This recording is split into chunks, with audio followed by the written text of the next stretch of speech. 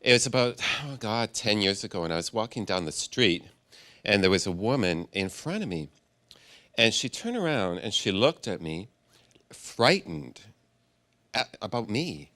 And she said, and I had been walking and talking out loud in angry voice, and I wasn't even aware of it. And that happened 2 times. And I told my friend about it, and she lent me a book, The Power of Now by Eckhart Tolle. And she said, read this book, the answer to your problem is inside. So I read the book. It said, practice meditation to get detachment from my thinking, and practice mindfulness to live in the present moment. And I thought, well, great, that sounds easy. I was on it. I joined mindfulness groups, meditation groups. I went on a retreat. I even hosted my own meditation groups. But the truth is, I was crap at meditation and mindfulness. In fact, in the beginning, I could detach from my thinking for about 20 seconds before I jump on a thought train, go for a ride, wake up sometime later, and realize that I hadn't been present at all. And I started to think, well, maybe I just missed the boat on this mindfulness thing, right? Maybe it's just too late for me. Maybe my brain can't get it. I mean, sure, like my internal conversation wasn't spilling out and going live anymore, which was great. But it had been many years with meditation, and I was still living most of my life fully attached to my thoughts, which oftentimes weren't really kind to me or serving my life very well. And I still had the same problem to solve: how to get distance from my thoughts so I'd know what I was thinking so I could choose something better. And so I was on a mission to find out how to get more awareness. And I found out some things along the way. Have you ever heard anybody say, we have the power to choose our own thoughts? What's more powerful than that? That's bullshit. What thought are you going to think next? You don't know. Nobody knows, right? Not until it rises up into your awareness and the thought program gives it to you. That's not choosing, that's receiving. 90% of the thoughts you're thinking today, you're going to think tomorrow. 90% of the thoughts you thought yesterday, you're thinking today. And it's like that with all our programs. Speech, behavior, emotional. Just think about it. When you're speaking as I am now, are you stopping after every word and choosing the following one? You know that's not what's happening. They're just coming. The speech program is giving them to you. You don't know the next word you're going to say until it comes out of your mouth and you hear it. And so here I'm on a quest to get more awareness, and at every turn, I'm finding out that I'm 90% human robot.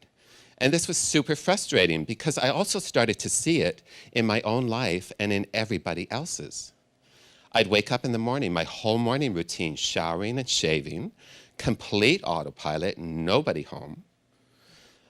2 buses, 2 trains to get to Burnaby to work. No recollection of the trip or how I got there. Does anybody drive the regular route to work and back every day? Yeah? Are you there? 100%? No? No, it's called road trans. You're barely there. You're barely driving the car. You're up here, rerunning the 90% from yesterday. So road trance is a slow, lazy brainwave, and we live a lot of our lives in trance state. TV trance, laptop trance, routine activity trance, in a lineup anywhere trance. And it was frustrating because at every moment we're at choice, but we're just not making many because our brains keep us in autopilot inside programs most of the time. And this was super frustrating personally, but also professionally, because as a therapist working with addicts in rehab, it was just so obvious to me how the boys' programs would rise up over and over again and sabotage their recovery. And, sometimes with fatal consequences, death by program. Ask any addict their relapse experience. It's always the same. Oh, I don't know. I was like a zombie. I was just going through the motions. I didn't know what I was doing. I was in autopilot. It's always the same story. So, it was really frustrating professionally and personally. And it was on my mind a lot, how to break this spell. And then finally, the breakthrough happened. One night, I went to bed and I set my alarm to go off at 7 a.m. the next morning.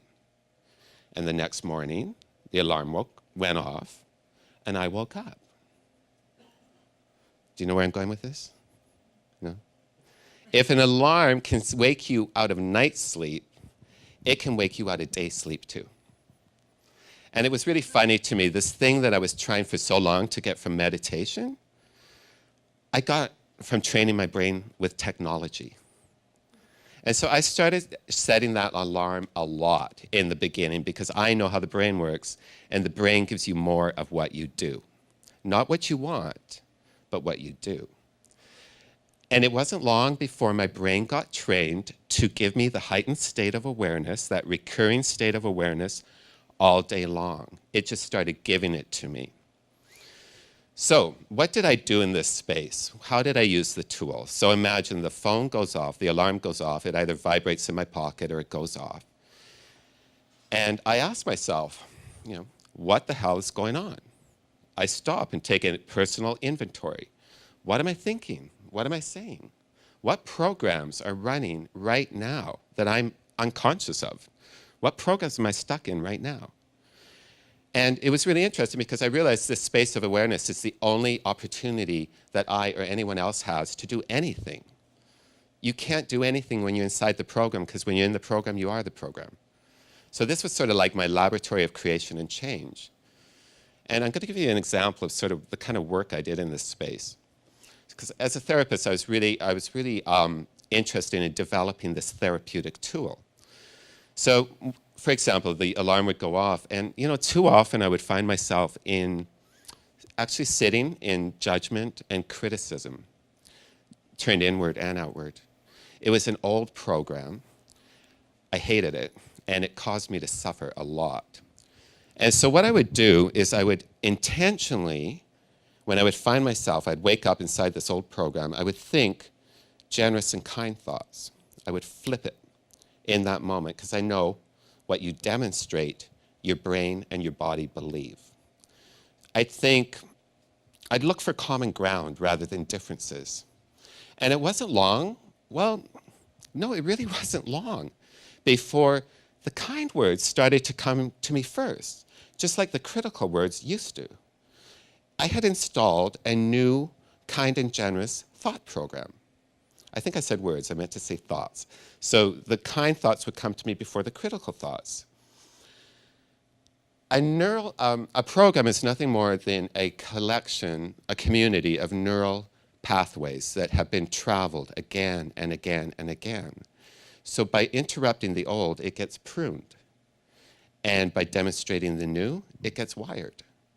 So what I was practicing was actual intentional, deliberate neuroplasticity. And here's, not surprisingly, I had a speech program to match my harsh and critical, judgmental thought program. And so the alarm would go off, and I'd be running some script of criticism or negativity. Or worse, I would be like, ouch, did I just shrink my best friend with my words? I'd be like, oh no, this is not the man I want to become. The man I want to become uses his words to put light in, not take it out. And so in that moment, I would use my words for good. Again, demonstrating to wire. And it wasn't long before I had a new speech program in place. And today, my words pass through a speech program with 3 gates. Is it kind? Is it generous? Is it true? And all this started happening kind of quickly. And I really realized the potential for it. And another example, I would wake up and I would think, well, what am I feeling? Maybe social anxiety. And I think, well, how would I want to feel in this situation? I'd just practice it. I'd practice feeling calm. I'm doing a little bit of that now. Trying to wire a new program. And I'd practice the thoughts, and I'd think the calming thoughts, and I'd think the calming words. And it wasn't long before I could do something like this, which was unthinkable in the past. Like this is the result of consciously rewiring my brain. And so I got really into the neuroplasticity side of it, and I would wake up into other programs, like behavioral programs. I'd be doing some mindless, soul-crushing activity, watching TV, letting some toxic shit in, or I'd be on my phone, that zombie state.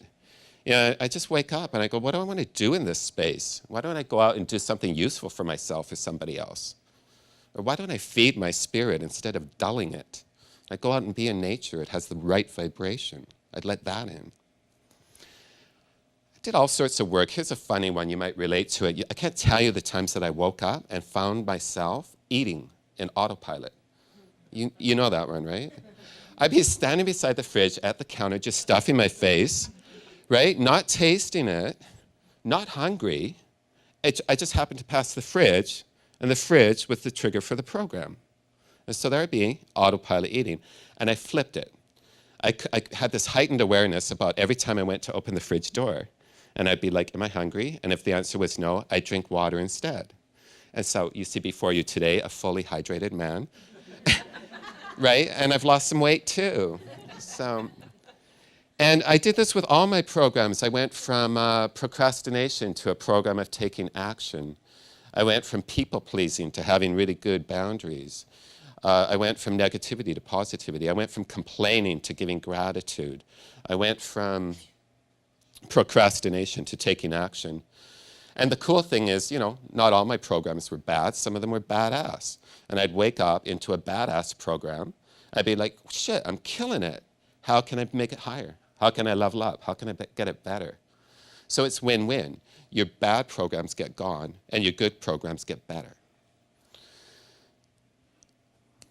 So little by little, I started to delete the old programs and install the new programs. And I became a lot less human robot and a lot more human creator. And I use this word creator intentionally because when you change your brain, your reality changes to match it. It has to. That's the law.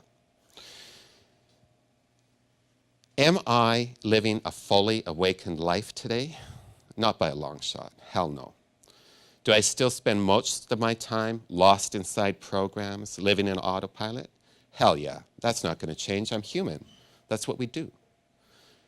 But today, a lot more of the programs that I'm lost inside, they have my signature on them.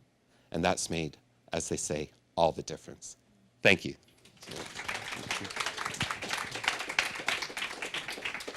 You're welcome.